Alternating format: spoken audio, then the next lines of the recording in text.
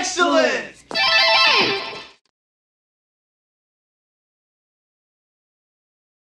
What's up everybody, Big Swede here once again. Thanks for joining me.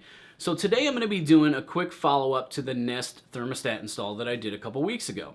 As you saw in that video, I have got a simple 2-wire system for my heat here. You got a red power wire coming in and then the white going back out to the boiler to turn it on when the thermostat calls for heat. There is no C-wire or common wire in my system.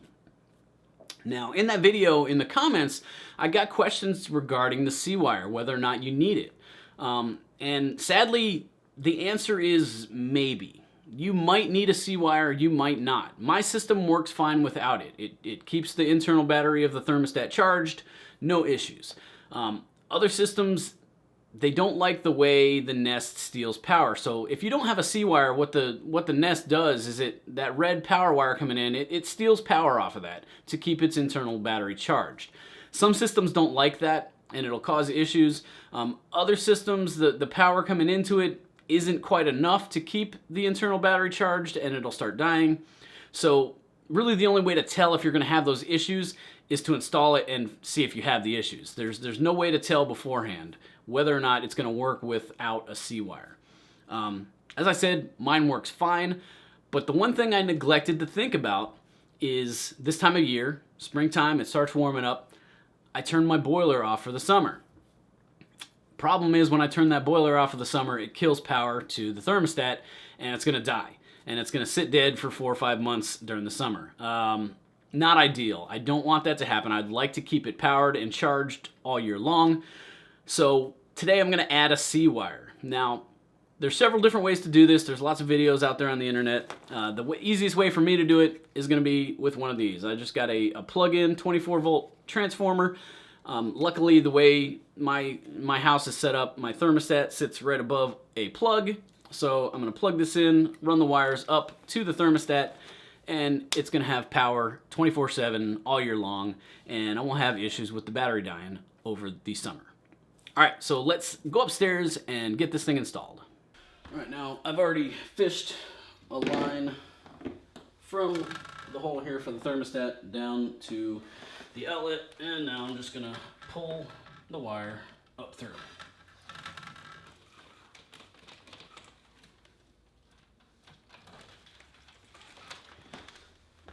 Simple as that. Now this does come with like a 25-foot wire. I'm not going to need all that, so I'll cut it to length as what I need once I get it all pulled through.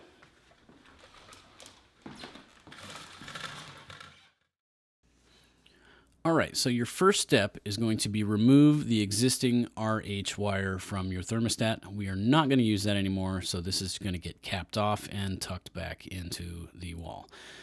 Then you're going to take your wires from your transformer, you just route it up. One of them is going to go into the RH terminal, where we just pulled the other wire from, and the other is going to go into the C terminal. That's going to be your common wire. It doesn't matter which wire goes where, it'll work either way. Now, as you'll see here in a minute, we ran into a problem here. When you go onto the Nest compatibility checker on the website, it'll tell you that if your system has stranded wires that is not compatible with the Nest. Now, that's not exactly true. Sometimes it'll work just fine. Other times, I don't know what it is, but the stranded wires just, it seems to have a problem picking them up. As you'll see here, when we go into the equipment, it recognizes the solid core W1 wire, but not the RH or C that we just plugged in from the transformer. So what we do in that case is you can just take some solid core wire. I took some 20 gauge wire and soldered them onto the stranded wires coming off the transformer and plugged those solid core wires into the RH and C, and it works like a champ. So if you have stranded wires in your system, just remember you can solder or wire nut on some solid core wire and then attach that to the Nest and it'll work just fine.